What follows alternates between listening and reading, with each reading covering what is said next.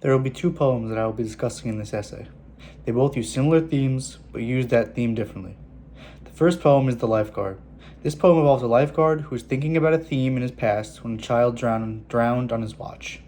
The lifeguard is looking back on the incident and reliving the events of the horrible event. The second poem is called Facing It. This poem talks about the struggles that occurred for an author after the Vietnam War. He talks about his grief, memory, identity, and lasting impact of the war on individuals and society. The theme that is commonly used in both these poems is coming to terms with the past. In the lifeguard must come to terms with the fact that the child has died and the death is inevitable. In the poem Facing It, the author must come to terms with the fact that the Vietnam War happened in the past and is over now. The author is walking through the memorial for the Vietnam War and looking back through all the names of the soldiers, and he's looking for his own name. Although both The Lifeguard and Facing It use the theme of coming to terms with the past, they each use the theme in their own unique way. The first poem that will be looked at is The Lifeguard by James Dickey. In the beginning of the poem, the scene of the poem is introduced. The language the author uses is very colorful and descriptive and gives the reader a chance to visualize the setting. The theme is introduced in the beginning of the poem through the lifeguard looking back on his memory right before the incident happens. The author talks about the children's risks they are facing in the water and their vulnerability. He takes a position of authority as the lifeguard, making sure he's observing all the swimmers. The quote from the poem is, "Take on the utmost of its power, arise, and go out to the boats." This quote shows the lifeguards taking control of the situation and assuming a position of power. This occurs when he talks about taking on the utmost of its power. He says how he goes over the boats to check on the children. In the middle of the poem, the author talks about what happened during the event. He talks about how he dove into the water after he saw the kid's hair go under the water. He then talks about how he felt after he is not able to save the child and is eventually defeated. The theme gets developed further in the middle section of the poem by having the author share his feelings and thoughts during and after the incident happens. The author is reliving the horrors of what happened and allowing the reader to also feel what the author is feeling while all this was happening. This gives the reader the opportunity to find a deeper meaning into the words the author has written. The quote from the poem is, "I hung my head down in the cold, wide-eyed, contained, and alone among the weeds." This quote is an example of how the author is providing his feelings into the poem. He talks about how he hung his head down, wide-eyed and alone. He is talking about feeling depressed and alone after not being able to save the child who drowned. By the conclusion of the poem, the theme of coming to terms with the past comes full circle. The theme of coming to terms with your past is seen very strongly in the conclusion of the poem. He talks about the aftermath of the incident. He says how he rubs the black mud off his hands after having to get the drowning child out of the water.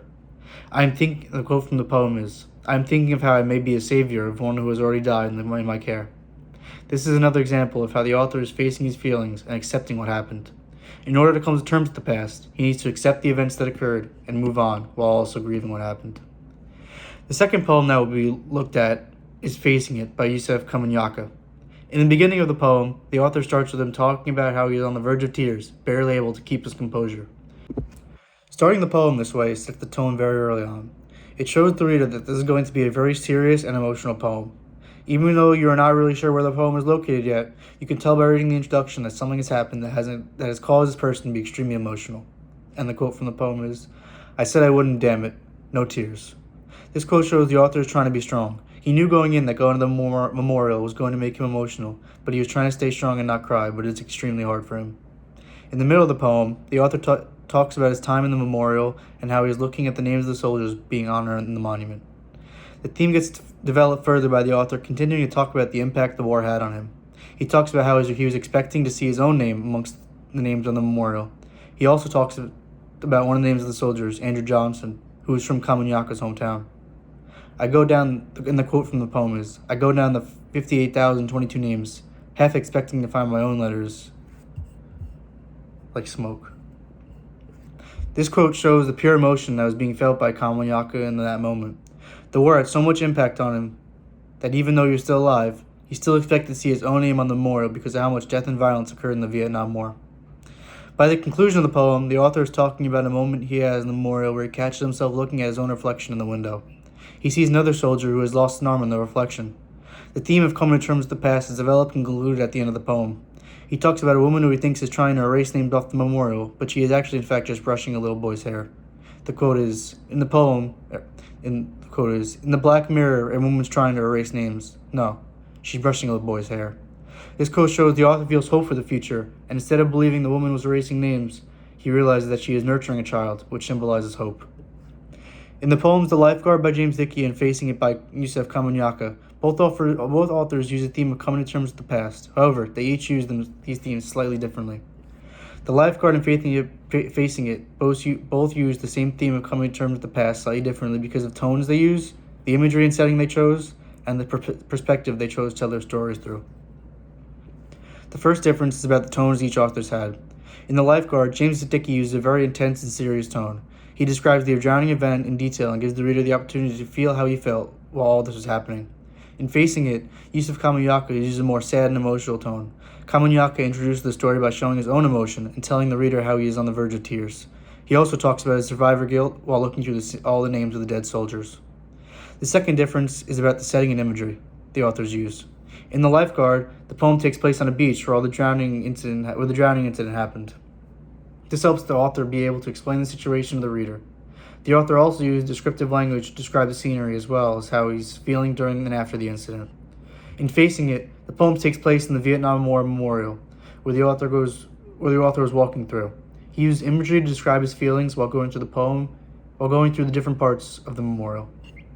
The third difference is about the perspective each author chooses to tell their stories from. In The Lifeguard, James Dickey tells his stories from a third-person perspective. This allows for the reader to take a much broader approach when trying to find the themes of the poem. This also creates a sense of a detachment between the speaker and the events being recounted. In Facing It, there is a first-person perspective. This allows for a much more personal feel of the story. The reader is feeling exactly what the author is feeling and helps create a sense of connection between the reader and the author. It is very important to understand the different meanings of these themes because even though both poems use a similar theme of coming to terms with the past, each poem uses themes slightly differing by altering certain components of the poem. This gives you a more well-rounded sense of theme because you will be able to understand deeper meanings of the theme. The more themes and poems you decipher and analyze, the better you will be at comparing and contrasting the themes of poems with similar and different themes.